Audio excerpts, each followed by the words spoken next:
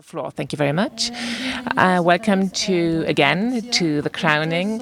These are projects that haven't been realized, and they will get a prize of honorary award.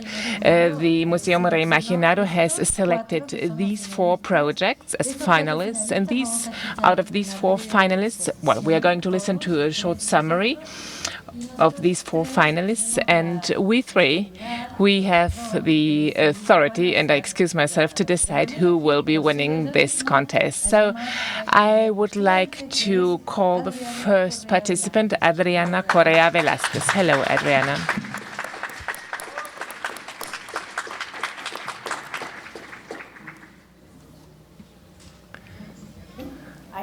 Okay. Okay, good morning. Before I get started, I would like to tell you a little bit story from my country. I am coming from Colombia. I'm from the Maloka Museum in Bogota. And it turns out in Colombia we have a tradition. Every time we go to the beauty contest, I cannot. Can you come over here? I can't hear you. So I was telling you that we have a tradition in Colombia. Every time we go to the beauty contest, we always turn out second. So I hope that I'm going to break this tradition today and that I'm going to be crowned. So. Thank you. I'm going to present you this unpublished poem. It's Migration, an act of bravery.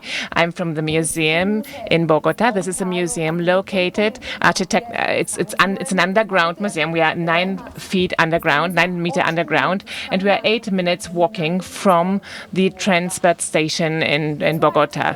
And this, 3 years ago, we started observing due to we saw the migrants from Venezuela arriving with their families, mothers, fathers, children, with their blankets, with their suitcases, and they were passing over our sitting down, eating, resting, and sometimes also sleeping. So based on this observation, the amount of Venezuelans who are crossing the border is amounting to 1,600,000 Venezuelans, which is 3% of the population, of the Colombian population, and every minute counting. Every minute new people are crossing the border due to the political situation. Colombia is also coming from a very strong internal violence and battle, and this has led to the most important migration worldwide. We have 7 million migrants internal. It's even stronger or bigger than in Syria, but we also have our migration is bigger than in Syria. We have internal migration. It's 1,600,000 Venezuelans who are crossing the border, and they are still coming minute after minute. And so we started thinking, and we questioned ourselves, what can we do about this? We have to do something about this. And as my fellow worker said here, it would be obscene not to act. It would be unresponsible not to act. We can see this on our place. And so we know what we have to do. We have to do exhibits. This is what we do. We tell stories through exhibits, and we are planning an exhibit, which is a one-ring exhibit, which should be presented in all over Colombia. And what we want to tell is a story that hasn't been recognized by the Colombian population. First, usually the focus is on humanitarian attention, but we want to focus on something that is starting in Colombia, which we thought that this was a European illness, which is xenophobia, and the polophobia, which is the fear of poverty. And this is something that is happening in our country. And by this exhibit, we want to show what is happening with the migrants, with these people who are crossing the border. And we started to develop, or want to start to develop this content. We are planning an exhibit for children and another one for adults. So this is a story. This is really hard to tell, and we're going to tell this story to children because the children are our main public. We get private schools, public and private schools, who are visiting us throughout the year, and the children are the first who are starting to live, to interact with the Venezuelans. And we can see this in the newspapers, on the news, and in the classrooms. The children are starting to interact with the Venezuelans, and this is why this exhibit is aiming at children. It's like an escape room. We are planning an escape room where the participants they have to decode codes and clues, or they have to answer problems and questions that a Venezuelan migrant has to solve once he crosses the border and he has to face new challenges in Colombia. So we are. This is an exhibit, and we are telling these moments which are part of the same exhibit. It's the first is the voyage, the trip, and the memory, and then the encounter. And this trip is how many are there, where they come from, how many are leaving. So the memory, this is something we are talking about neuroscience. What happens? How are trauma? How are they traumatized? How can we overcome traumas? And how are we able to adapt this capacity that we human beings have? And this neuroscience will help us to tell this story. And finally, the encounter with our Venezuelan brothers. We have many things in common: music, food, culture, and we have a very special tour that is the solidarity that the Venezuelans have with us, because on the highest peak of violence in Colombia, the Venezuelan, they helped us. They helped many Colombians in their country. Many migrated to Venezuela, and we experienced solidarity. So, and last but not least, why should we tell this story in a scientific museum and in a center? So it sounds weird, but it makes sense due to two reasons. First, we want that science must serve the understanding of reality. And the second point is science, if it's not to make us more human, then what does it serve? So the other story that I want to tell you, just to wrap up, I came to Maloka 3 years ago in the Scientific Museum of Bogota when the peak of migration from Venezuela to Colombia happened, and I came to Maloka. This museum was totally broke. We were passing a very difficult financial situation, and we were on the verge of disappearing. We almost had to close our doors. And it was the only scientific museum in Bogota, a city with 8 million inhabitants. And we made many things, and with private and public sector, we were able to rescue Maloka. And today we are living, and we are able to tell the story.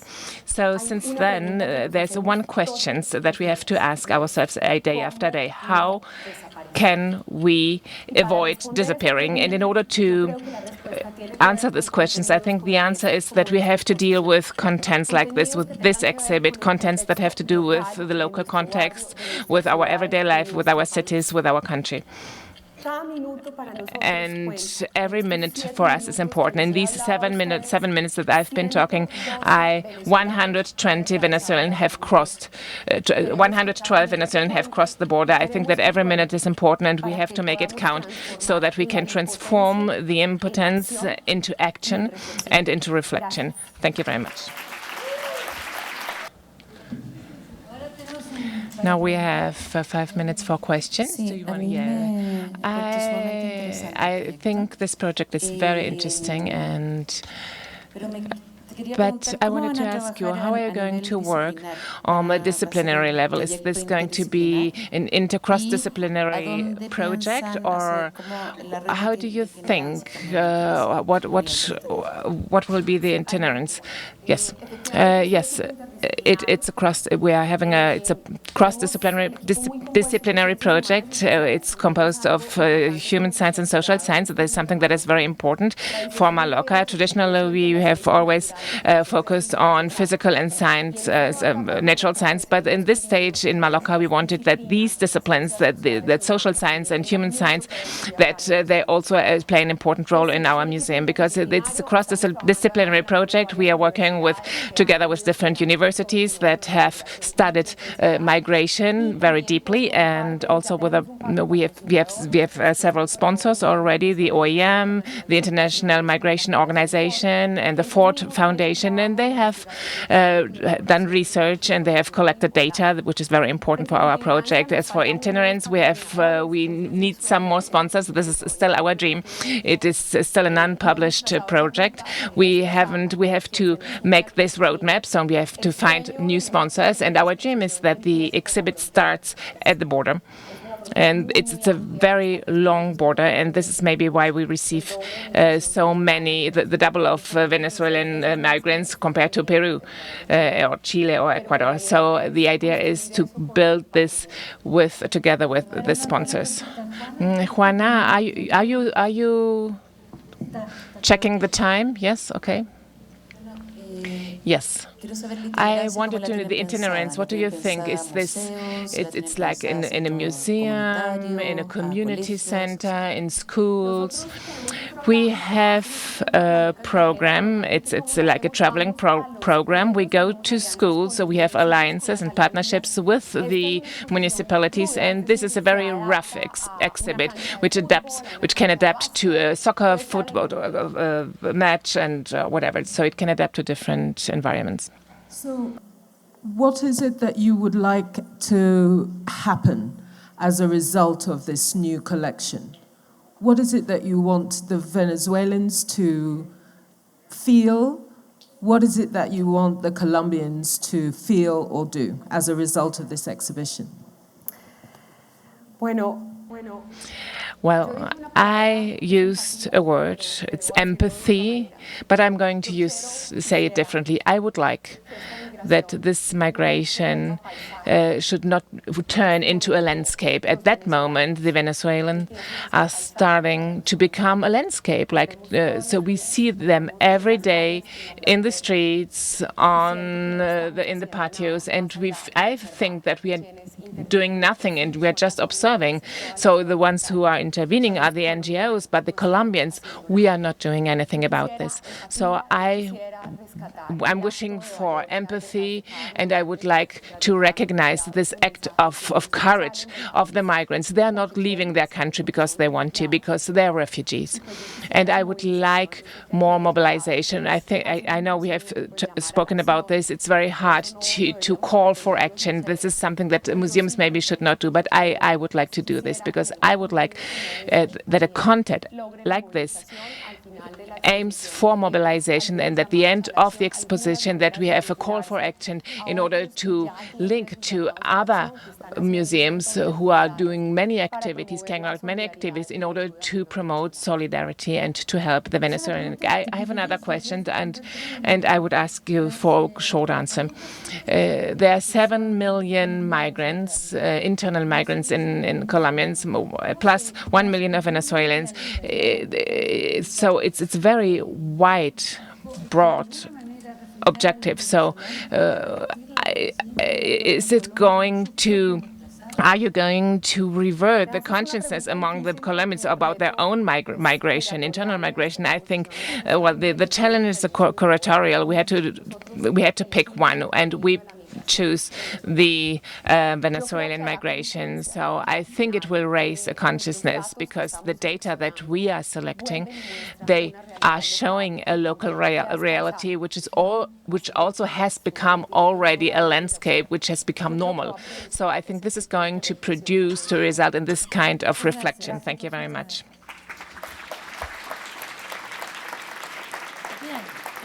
Well, very well. Our second candidate is from Brazil. It's Luis Marcelo Mendes. And so please, Marcelo, could you... Okay. First off, I'm going to do this in English, but I can still give some references in Spanish if there are questions. Okay, pets and museums, right.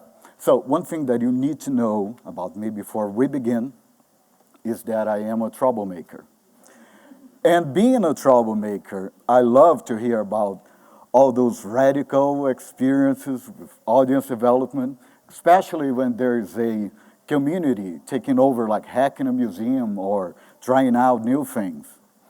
That's why I got so excited when I met this amazing curator, Gordana Viljevic, who told me that her museum, the Ethnographic Museum in Zagreb, is a pet-friendly museum. And I said, whoa, I like that. Because I just remember the classic Nina Simon's talk when she said that people in art museums, sometimes they get so annoyed with all those people that they do not feel their the target audience or their ideal audience. We know about that, right? So I started to look and to find other pet-friendly museums and try to understand how does it work. And also, so I found some museums in Europe, mostly in Europe, some in the US, but I could not find any in Latin America. And I want to, with you, right here, right now, together, to stretch our minds, to consider the possibility. And you may say, why? Why would I do that? Don't we have trouble enough trying to make museums democratizing, inclusive, and polyphonic spaces? Don't we have trouble enough in Chile, in Ecuador, in Bolivia, in Venezuela, in Brazil, Argentina? We want to bring dogs to a museum? Do we really need that? I believe we do.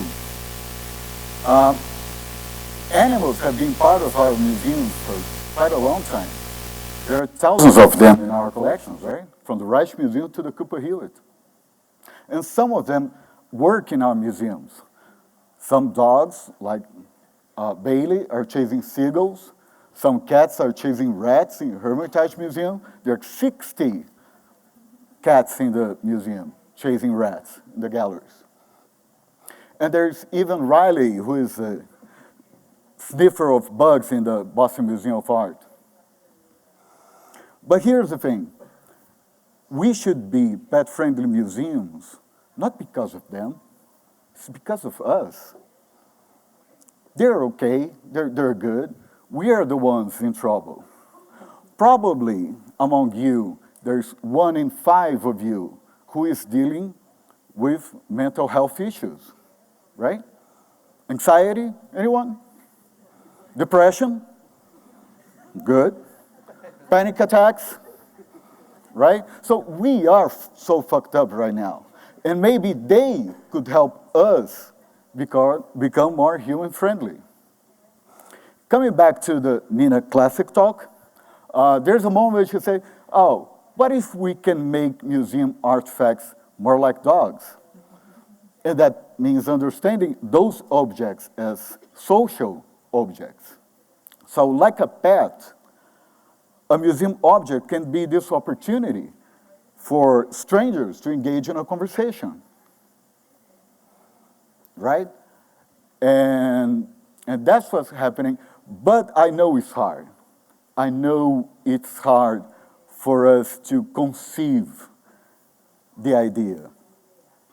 There's something inside you telling you, no, we cannot do that.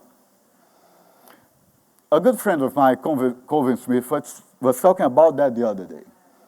Actually, nobody knows why we do that policies.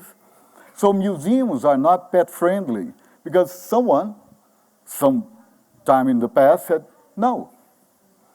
And now it's a policy everywhere. Even in Buenos Aires, a city known for people who love dogs. You go to the Malba website, which is the Contemporary Art Museum in Buenos Aires. There's no mention to pets anywhere. You don't have to, right? It's obvious. I asked Lupe, I called her and asked, Lupe, how about that? And she said, nobody comes here with a pet. Everybody knows you cannot do it. Everybody knows. And that is true until someone said, no, I'm going to take the risk.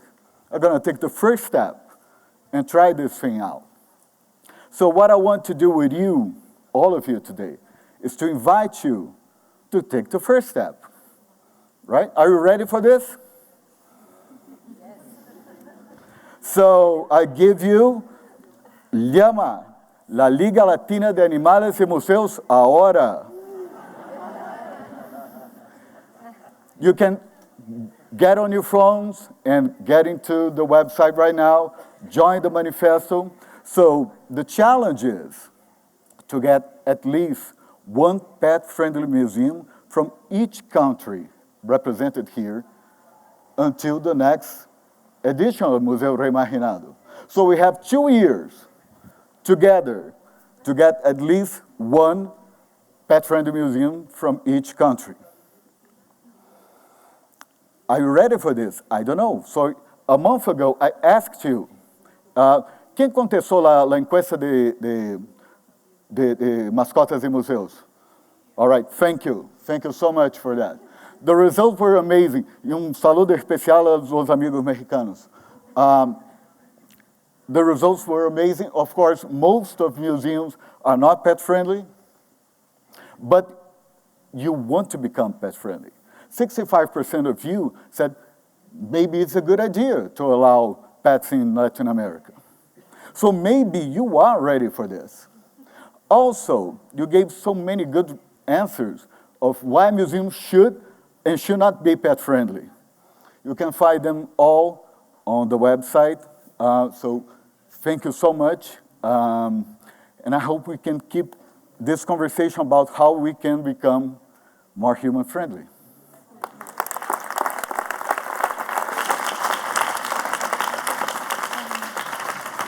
Remarks or questions?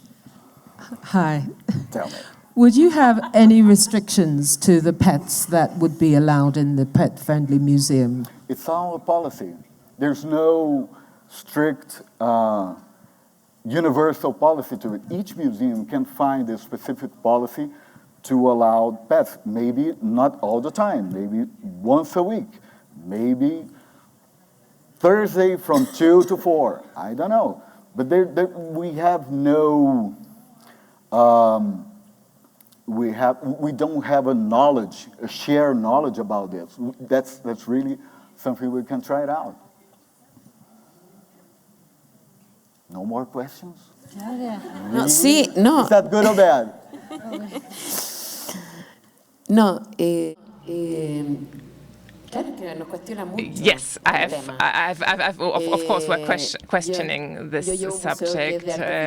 I'm in a visual arts museum, and we have collections and exhibits. And if I imagine dogs, and I imagine the museum's conservators, I think that all the people working in conservation. Everybody's saying that we have to renew the museum. Everybody's talking about renewal. So this might be a good opportunity. And as for the subject of conservation, cleanliness, for example, cleaning. So what can we do to avoid that the dog, poos in the middle of the room? So I have more like practical questions about the project. For example, if you have a cat on your arm, but a dog can run free all over the museum. So this is something which really is complicated for me. So I think there are different kinds of museums, and I think if you have, so my question is would this be open for any kind of museum, or this is because you have studied this already? Could this only apply to a certain kind or some museums? Well, once again. Every museum has to think if this can apply for this museum and for this community or not. So from the conservation point of view, they have to worry not about the dogs but about the hipsters, because there are studies that prove that many beards. Okay, no, not you. I'm not talking about you here. Other hipsters, talking about completely different hipsters. They have more bacteria in their beards than any dog. Así que, en realidad, es un poco Well, como este tema de, por ejemplo, it's sort of like the subject. como irracional de- We have like an unreasonable fear of sharks, and not of bicycles, but there are many more people die of bicycles and not of by sharks. But and also skateboards. There's like an invasion of skateboards, and this is much more dangerous than dogs in museums. But we have to stress that the renewal of the public personnel, and the other P was I don't remember. So if we create this problem in a museum, I think this is very interesting, because I'm not supporting your project, but no. I think it is very interesting, and I really would like to thank you. One of the person I answered the survey. So one of the person who answered the survey said that yes, we have to be pet friendly. So based on the dog's rights. Well, Luis, I think I'm getting here a sign that we are running out of time. No, you just relax.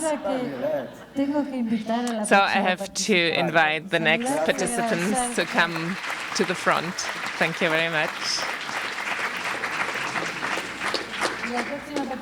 And the next participant is from Peru, Isabel Colossus. Thank you very much for presenting your project today.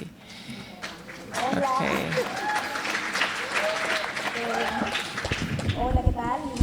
Hi, my name is Isabel Colossus. I'm from the Museum Larco. I come to talk about this. This is the controversial reflection that brings me today here. And I'm saying controversial because between my colleagues in Peru, I think we could not think about the relevance. But if we get out of this bubble of academics, how important is Peru for people today? This image I have here today is an air picture of the Distrito Miraflores at Lima capital. We can see a very impressive archaeological site, which we call Huacapuyana. Huaca is the name we use to call the archaeological sites. It means sacred. So Peruvians here, people from Lima, live between huacas. This image is not unique. We have many images like this in the rest of the capital and the rest of the country. Nevertheless, in spite of living between huacas, we feel that Peruvians are disconnected. That's why I'm putting ahead this project, which is the Ancient Peru. And this means to gather 8 people from Peru in a pedagogical lab where they will look for 2 sessions to answer this question: how important is an ancient Peru for them? This will finish with 8 small videos, 2 minutes each, that we are going to broadcast through our social networks. We do this because we have an hypothesis, or better, more a thesis, that I remember very clearly in my history classes, where we had to learn all the names of the ancient Peru cultures, Charay, Mochica, Paracas, Inca, etc.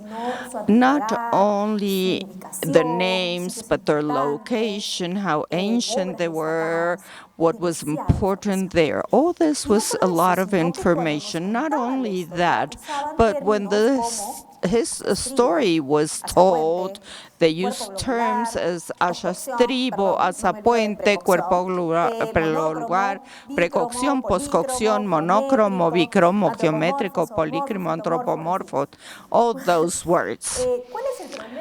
What's the problem with these words? They're not friendly. Therefore, the story ends up being very little friendly. 10 years ago, when I got to the Museo del Larco, I learned how to leave some things aside, or that the curators should talk and write. I learned that connections are very important, and as important as our visitors. In the curating exercise, they tell me that the empathy that you were talking a while ago is the capacity to get into the visitor's shoes, and that's the key to generate connections that are meaningful between our collections and visitors. Besides that, I discovered something very interesting, which is that it's possible to touch our visitors' soul.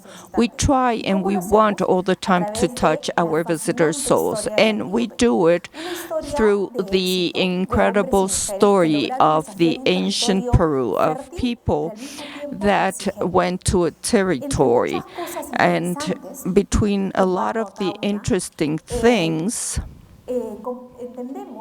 we can understand, or we realize, that the ancient Peruvians had a connection with nature. They understood that the universe was formed by opposed forces, but also complementary. And they gave, through a new interaction, life is possible. For them, chaos is as important as order. They understood that nature doesn't have to be round. They always have to give us the beginning, a new beginning, which is a very important lecture today. It's a universal story. Therefore, I think that Peru is not only Machu Picchu. We're talking about a civilization crib, as well as Mexico, Mesopotamia, Egypt, etc. In Peru, we have 5,000 years of story. We have inherited a great civilization. But it's a very different how they tell us the story, because we really need the different way of telling the history. And this is one of the most important attractions in Lima. We have 5,000 visitors, which are mostly tourists. But in Cali, the situation has increased, especially by the design that has been done for them. So,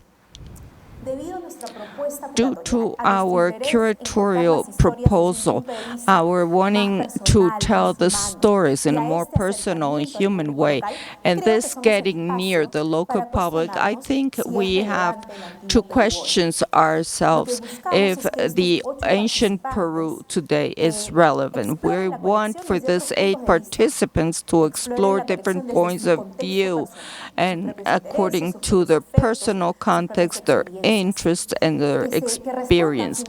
And we want them to answer how relevant the ancient Peru is for them. And I think this is something very personal and intimate, but besides, we have to be able to share with the rest of the community through our social networks.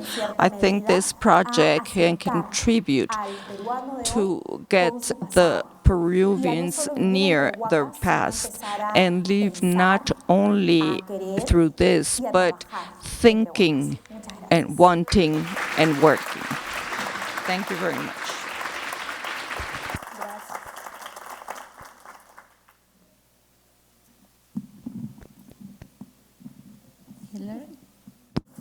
Thank you. Very, very interesting to hear your presentation.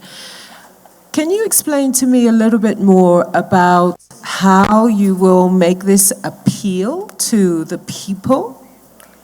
¿Cómo voy a conseguir estas 8 personas? How am I gonna get the 8 people? Okay. The idea is that we're going to put this notice out to bring in the 8 people with different profiles, and I'm not going to give them the guidelines. The idea is that through a different exploration of the collection, they will find stories, and this is going to be reproducing small videos that will be launched like a series every week, every 2 weeks, where we're going to launch the stories. And the idea is that the people that will see them through the social networks will feel identified and see that they can be connected also with this story in this collection, not from the academic point of view, but more through personal experience. That's the idea.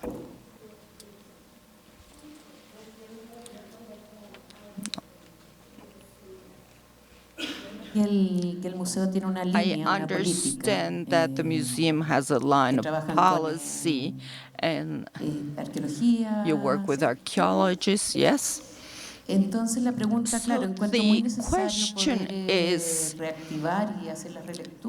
it's necessary to relevate and make the readings of the Peru stories to have a reconnection. But the question is, why do you choose the subject of relooking the past in a contemporary way, and you don't go through another place? I find it a little bit conservative to find that the subject and other people look at it from their biography, because I don't know what the connection is behind. I don't know if I'm making myself clear, but the people might be risking themselves with that selection, maybe giving more contemporaneous dialogues. Well, the idea is not to address this to a specific group. We haven't said who it's going to be and if they have to have a previous studies, but we want people that are interested in taking the risk and visit the museum in a different way. It's like a lab. So the idea is a little bit to break with the barriers. And what we want is for the objects not to be seen only as a source of information, but to be appreciated with different points of view. The idea is not for the museum, me, or something to give them the guidelines. And it's the first time that we think something like that. I want to make a very brief question because we have only 1 more minute. When you talk about a project that is going to be seen through the networks, are they the networks from the museum or the Facebook?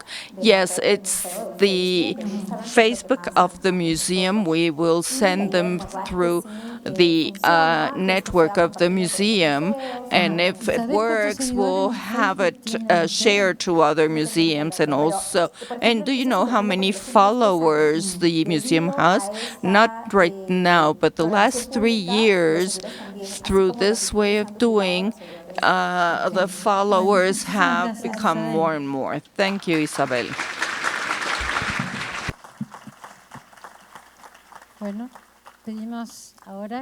Okay, now Sara Zenaida Gould from the Museo del Barrio or the Westside Museum will present her.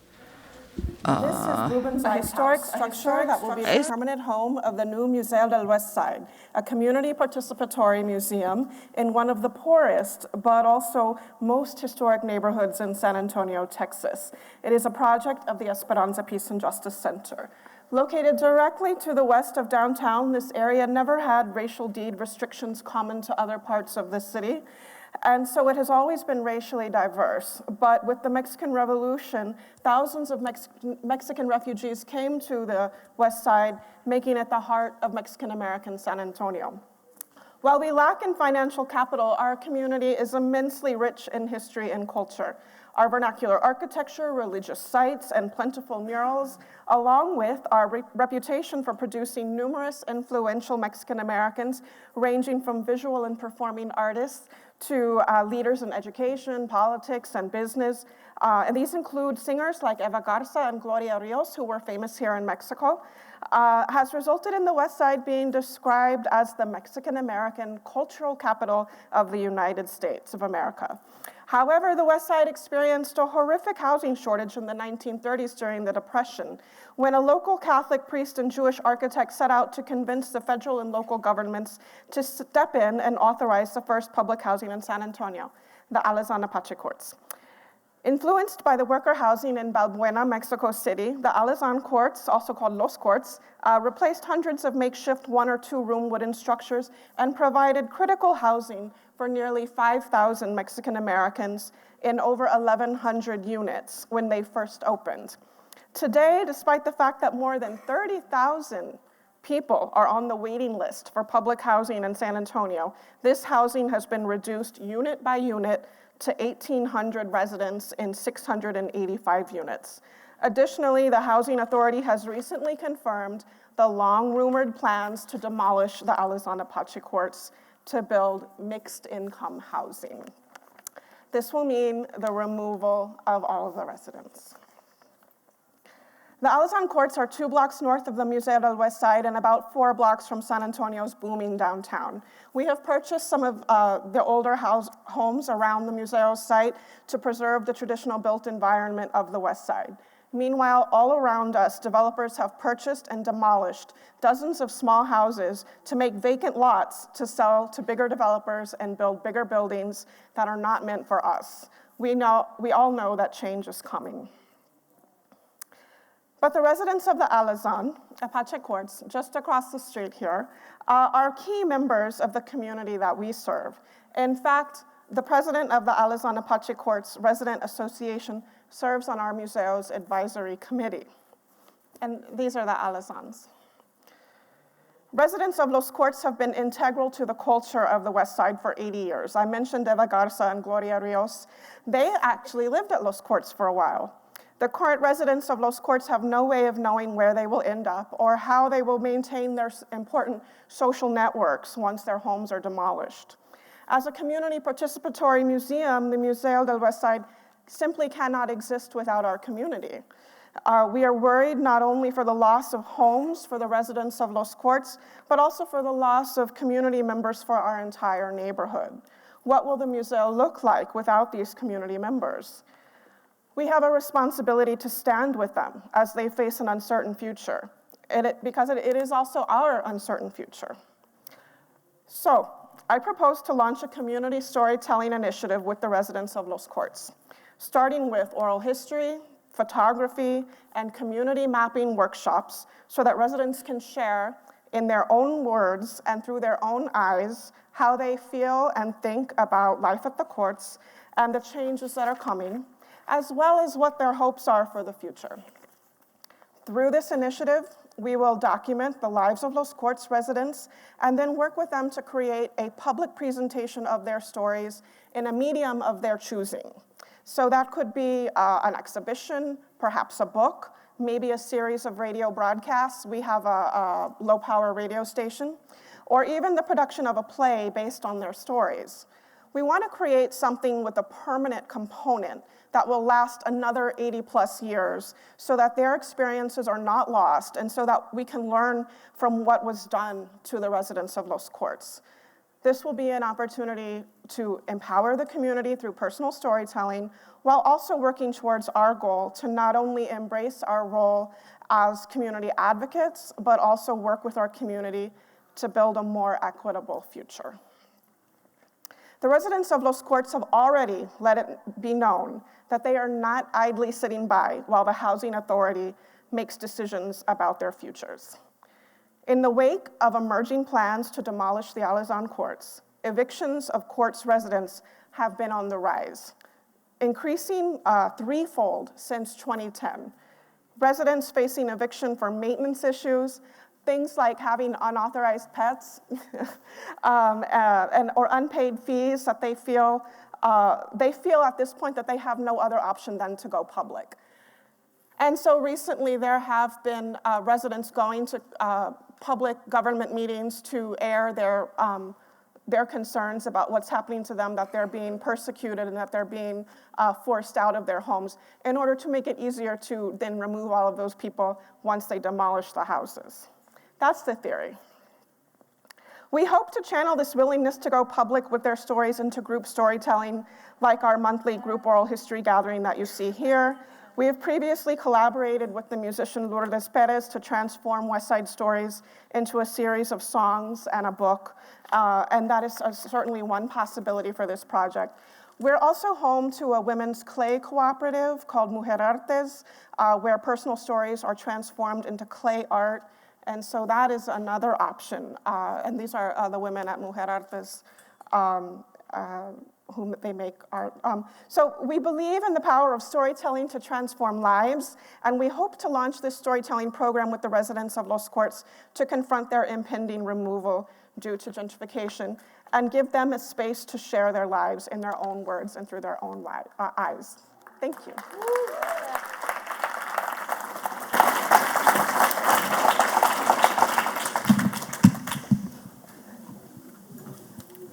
Thank you.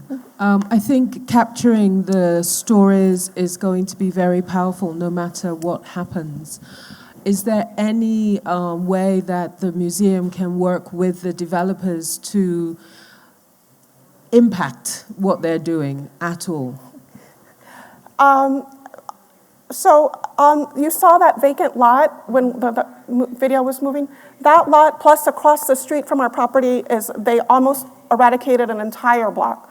That is also owned by the same organization.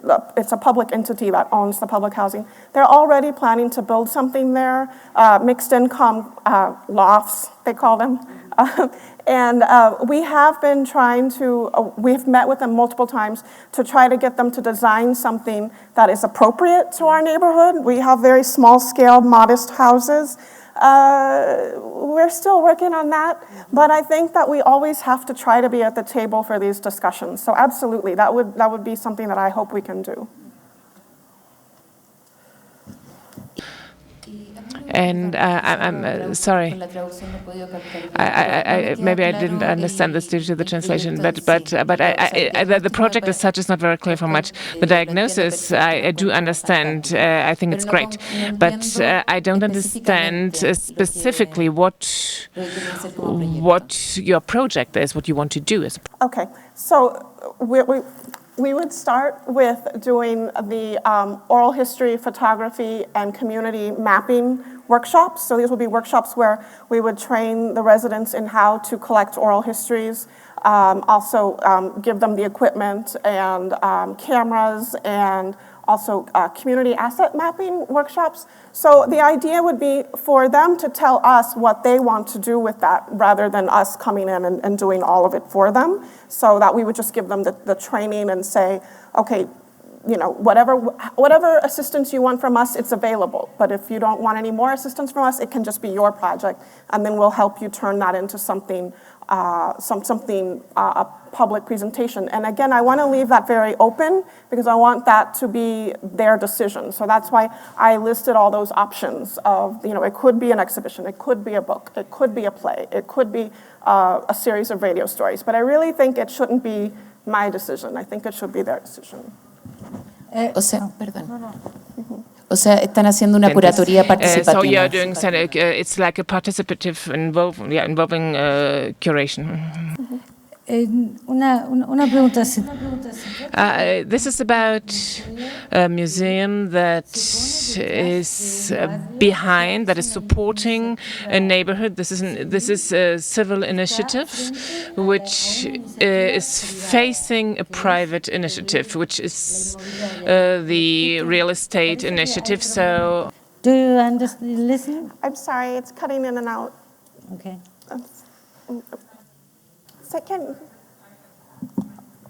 O sea, hay... Did you hear the question? Oh. Thank you. Can you hear me here? This is okay. Okay, I'm just summing up. Okay, we have a civil initiative, which are the neighbors, which are supported by a museum, and they're defending their neighborhood. And on the other side, we have a private company which wants to do some business. So, is there any support from the state, or let's say from the enemy, or let's say, or both sides of the conflict is just this, because there's a big difference between a private company and a neighborhood museum. The housing authority does have an obligation to respond to the public's demands. They receive their funding from the government. So even though they're not really a government agency themselves, they have a relationship to the government. We also do have a lot of meetings with our elected officials, and they are aware that the evictions are on the rise. They are aware of the harassment that the residents have been getting, and they understand that something is happening. Now, not all of them agree that tearing down the courts is a bad idea. Some of them are very pro-development, you know, and the neighborhood is economically distressed, and so some people think that this will fix that. I don't know that that's in any way proven. Super. Gracias. Thank you very much. Thank you very much. Instead of make you leave to deliberate, we are going to leave, and we're going to deliberate, and we'll be back in 5 minutes with the results.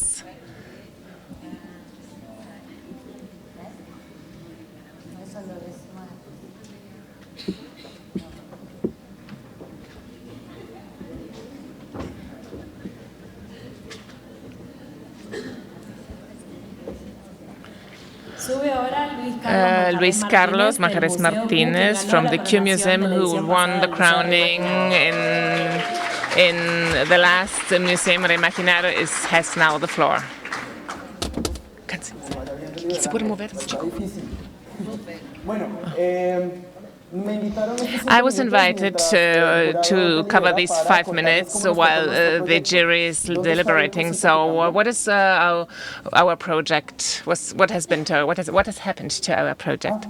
Okay, I need the clicker. Well, I want to do this very quickly, because these are the exhibits that we used to do in Bogota, and they were questioning the wedding, sex in the museum, and we did like social mapping. And when we got won the crown, we had the dream to do an exhibit in one of the most conservative exhibits in our cities. We did this in a botanical garden. We did a tour to talk about the plants' sexuality and about the diversity, sexual diversity. And then we went to Cali. We moved to Cali, and we had like a pilgrimage in favor of to raise awareness of the murders of trans women. And then we went to Puerto Rico and then to Kyoto. And I would like to tell you that we were born because we had no exhibits in the national museums, and now in the National Museum we have representation, and this is something that we owe to Alin Castro. And I would like to renew our vows when we created the museum, and I want to read the manifesto. How can I tell you, how can I convince you that our lives are at risk? That every day you wake up, you are revolutionary. The reason that you are free is because you're smart, you're a fighter, or you're just lucky. I get angry when I hear, I would prefer rather a son as a thief than a faggot. I get angry when a son says that sex between women is just whatever, and that our love is eschatological. I am angry that people in the city don't know that a few blocks away from their homes they are killing us. I get angry when I find out that every month one of us has been murdered. I get angry when we go to school and to remember those who have gone, and the politicians and the museums say that it's a satanical ritual. And I get even more angry with that the stigmatized news is even more serious than the life that we are dignifying. I'm angry that the politics uses us as scapegoats for all ills. I get angry when I have to let go of my partner's hand because I'm afraid. I'm angry that when they insinuate that a child is at risk, that because it's someone who is not heteronormed. So the rights should not be given, they must be taken. Those who don't know, you continue to contribute to a culture that kills us. We will continue to be hunted, and they will continue to eliminate us until we realize that if they eliminate us one more, they will eliminate all of us. Let's fight against oppression, homophobia, transphobia, racism, misogyny, and religious intolerance, and our own hatred, because they have taught us to hate each other. Let us fight to be free, to publicly express who we are. It's not about being part of an elite. It's about being able to define ourselves. Each one of us, each body, each heart is a world of pleasure waiting to be explored. Each one of us is a world of infinite possibilities. We have lots of things to fight for. We must fight for ourselves. In the process, we will bring freedom to the world. Let's make every museum a lesbian, transgender, bisexual, gay, intersex, queer place. Let every street be part of our geography. Let every life be worthwhile. Let's build a world where we can be free and live safe. If you're LGBTI, don't hide. Scream. Today, more than ever, it is time to renew the vows we promoted with the Association of Museum Workers, because we have all the memories. The museum that we have, it's a fraternity, reciprocity, love, joy, and poetry. This is what our museum is about. Memory constitutes a deliberate form of resistance, of struggle against the destruction of a life, of a certain way of living, which does not abide to any form of colonialism, of the capitalist system, patriarchy, and our work has to be dignified. We need human values on social cohesion. It has to be the occupation of the present and intervention of the future.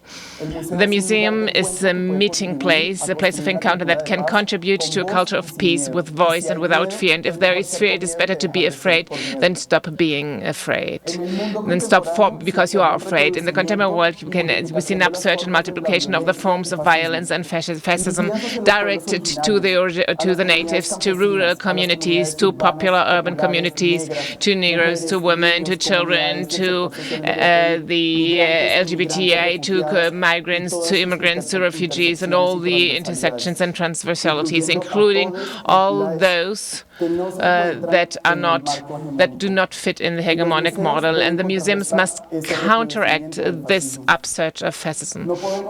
We cannot forget that the powers that we have gained can also be lost. We, as entities of the service of memory, identity, social criticism, and the construction of relationships based on respect and creativity, we cannot wait for people to speak for us.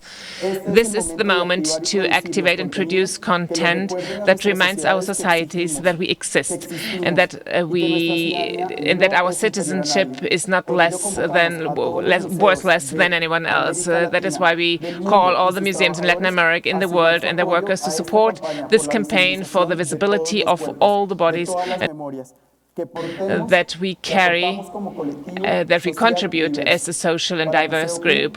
For the Q Museum, it has been an honor to be ambassadors for the reimagination of museums. And remember, if without institution we cannot make transformation, create your own museum.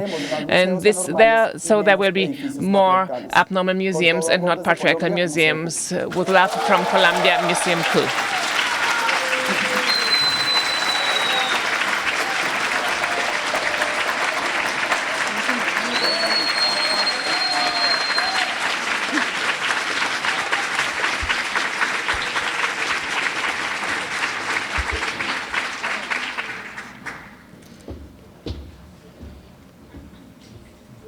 Te sigo mandando, yo no he movido nada.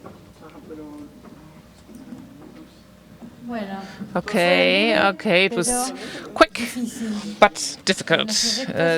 All the projects were very interesting, the 4 projects. But well, we wanted to pick the 4 projects, but they told us we cannot do this, so we had to do some sacrifice. And the winner is, and we need some music here, but we don't have music. It's Zenaida Gould. Zenaida Gould. Cenia. Tú eres la ganadora. Zenaida Gould. We think this project is very important because of its impact on a community to deal with a private company, which it will be probably very hard to deal with, but they will have to deal with it and interact with this company. And I think that this is an model of action, of interaction, of social interaction, which serves the community. So thank you very much and congratulations.